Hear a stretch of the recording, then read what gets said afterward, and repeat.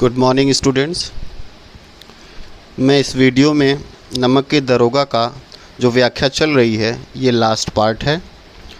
इसमें मैं चुने हुए केवल खंडों की व्याख्या करूँगा। मतलब जो भी लेसन बचा हुआ है उसका जो क्लिष्ट अंश होगा केवल मैं उसी की व्याख्या करूँगा और जहाँ से बचा हुआ लास्ट तक आज मैं इस वीडियो में ख़त्म कर दूँगा।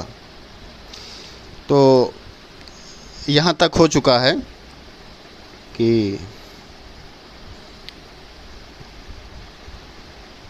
उसे भविष्य में उसे होशियार रहना चाहिए, यहाँ तक हो चुका था। उसके बाद मैं ले रहा हूँ डिसीजन होने के पश्चात, न्यायालय में फ़ैसला हो जाने के पश्चात मुंशी वंशीधर बहुत खिन्न हुए। उनको ऐसा अनुभव हुआ जिसको व्यक्त किया है लेखक ने। चपरासियों ने झुक झुक कर सलाम किए, किंतु इस समय एक एक कटु वाक्य, एक एक संकेत उनकी गर्वाग्नि को प्रज्वलित कर रहा था। कदाचित इस मुकदमे में सफल होकर वह इस तरह अकड़ते हुए न चलते। आज उन्हें संसार का खेदजनक विचित्र अनुभव हुआ। न्याय की विद्वता, लंबी लंबी उपाधियाँ, बड़ी बड़ी दाढ़ियाँ और ढीले चोंगे एक भी सच्चे आदर के पात्र नहीं हैं। इसके माध्यम से लेखक ने, मुंशी प्रेमचंद ने आज के सिस्टम के जो बड़े बड़े विद्वान, बड़े बड़े काबिल, जो बड़े बड़े पदों पर बैठे हुए लोग हैं उनकी सच्ची तस्वीर को प्रस्तुत किया है। वो कहते हैं कि ये कोई सच्चे आदर के पात्र नहीं है, क्योंकि ये पक्षपात होकर काम करते हैं। ये अपने पद का, अपनी स्थिति का, अपने अधिकारियों का दुरुपयोग करते हुए उन्हें फ़ायदा पहुंचाते हैं जिनकी समाज पर गलत तरीके से पकड़ है। तो ये जो अनुभव हुआ मुंशी वंशीधर को, यह अनुभव उन्हें अंदर से बहुत व्यथित, दुखित कर गया। चूँकि वंशीधर ने धन से बैर मोल लिया था, बड़े आदमी से पंगा लिया था, इसलिए कुछ दिनों पश्चात वो अपने विभाग से उनको दंड मिला और वो बर्खास्त हो गए। लेखक कहते हैं कि मुंशी वंशीधर ने धन से बैर मोल लिया था, उसका मूल्य तो चुकाना अनिवार्य था। कठिनता से एक सप्ताह बीता होगा, मुअत्तली का परवाना आ पहुँचा। मुअत्तली मतलब बर्खास्त हो गए। मुअत्तली का परवाना, बर्खास्तगी का जो नोटिस है वो आ गया। कर्तव्य परायणता का दंड मिला। आज के सिस्टम में ऐसे ही कर्तव्य परायण ईमानदार अधिकारी के साथ व्यवहार होता है। क्या करते बेचारे भग्न हृदय, शोक और खेद से व्यथित घर को चल पड़े। बर्खास्त होने के पश्चात वो बिल्कुल टूट गए और दुखित होकर, भग्न हृदय मतलब बहुत ही दुखित हृदय से, शोक और दुख से भरकर वो घर की ओर गए। अब घर का क्या हाल होता है देखिए। उनके पिताजी की क्या स्थिति है। मुंशी जी तो पहले ही कुड़बुड़ा रहे थे। मुंशी जी मतलब इनके पिताजी पहले ही कुड़बुड़ा रहे थे। चलते चलते इस लड़के को कितना समझाया था, लेकिन इसने एक न सुनी, सब मनमानी करता है। और इस स्थिति में जब वो घर पहुँचे तो उन्होंने इतना क्रोध किया कि अगर वो मुंशी वंशीधर उनके सामने से हट ना जाते तो कोई ना कोई घटना घट जाती। वो कहते हैं कि बोले जी चाहता है कि तुम्हारा और अपना दोनों का सिर फोड़ लूँ। बहुत देर तक पछता कर हाथ मलते रहे और वृद्ध माता को भी बड़ा दुख हुआ और पत्नी ने तो कई दिनों तक बात ही नहीं की। इस तरह से ईमानदारी का इनको पुरस्कार मिला। पिता, माता, पत्नी, परिवार, ये सब जो शुभचिंतक, सब दुखी हुए और जो इनके दुश्मन थे हृदय में, उनके खुशी अपार पैदा हो गई। तो इस तरह से परिस्थिति चल रही थी कि एक सप्ताह पश्चात पंडित अलोपी दिन उनके घर आ गए। अगले पैराग्राफ में तो जब पंडित अलोपी दिन आए तो उनके पिताजी दौड़े और झुककर दंडवत प्रणाम किया उनको और लल्लो चप्पो की बातें करने लगे। लल्लो चप्पो मतलब कि उनके जैसे कहते हैं मक्खन पालिश करना, उनको खुश करने के लिए तरह तरह की बातें करनी। क्या बातें करते हैं देखिए, हमारा भाग्य उदय जो आपके चरण इस द्वार पर आए, आप हमारे पूज्य देवता हैं, आपको कौन सा मुंह दिखावें, मुंह में तो कालिख लगी हुई है, किंतु क्या करें, लड़का अभागा कपूत है, नहीं तो आपसे क्यों मुंह छिपाना पड़ता। तो इस तरह से मुंशी प्रेमचंद के पिता लल्लो चप्पो की ऐसी बातें करते हैं ताकि वो खुश हो जाएं और उनको अपने ही बेटे को वो बुरा भला कहते हैं।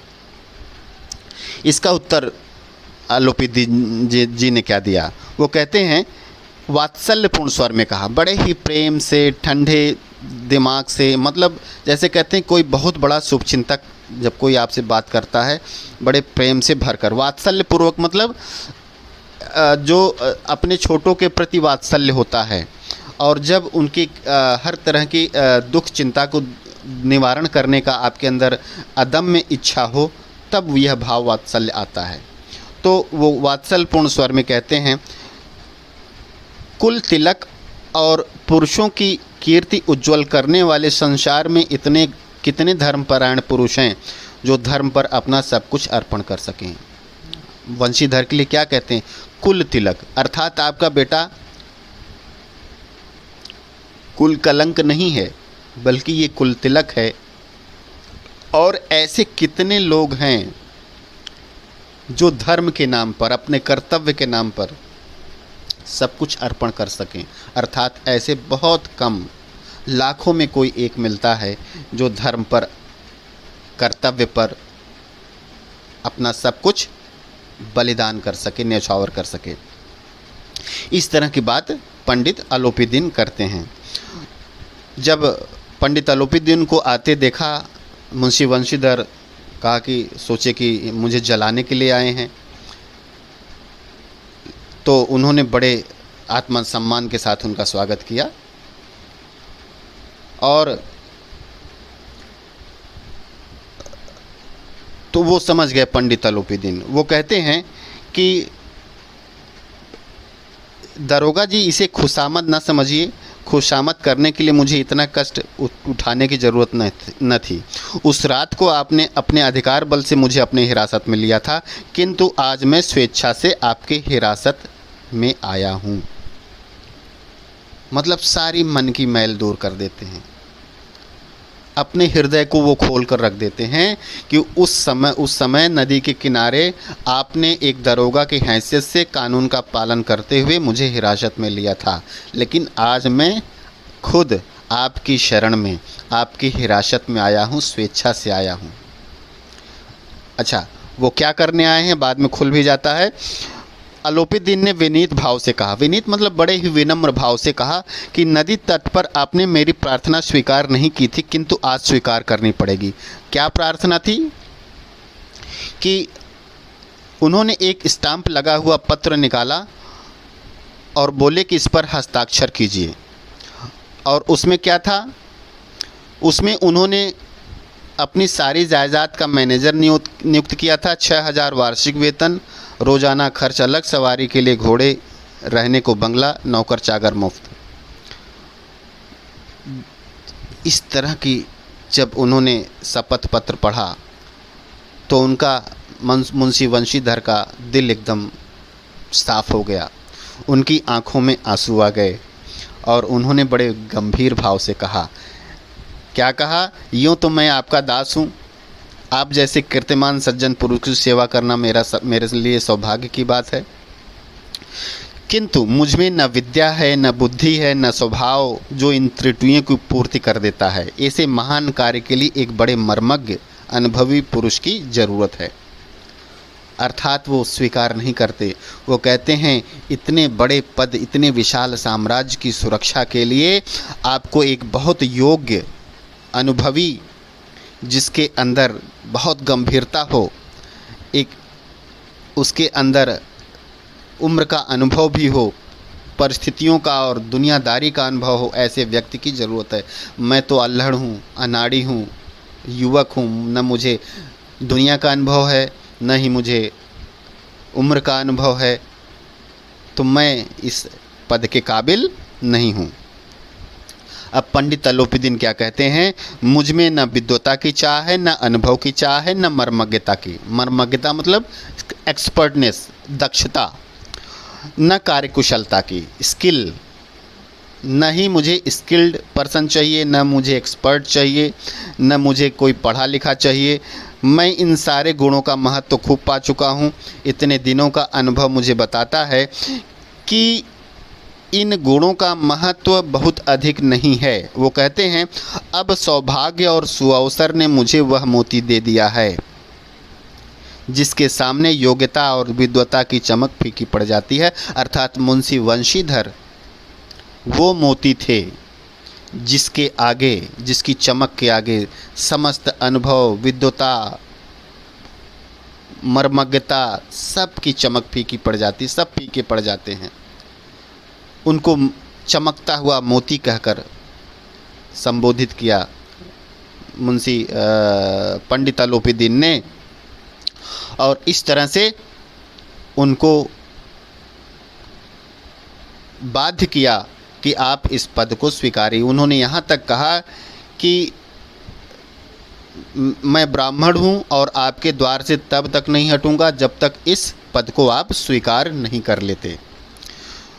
तो उसके पीछे उनकी जो भी रणनीति रही हो, जो भी सोच रही हो पंडित अलोपीदीन की, फ़िलहाल चूँकि यह चमकीला मोती उनको मिल गया था, ईमानदार कर्तव्यनिष्ठ, इसलिए इस मोती को वो गंवाना नहीं चाहते थे।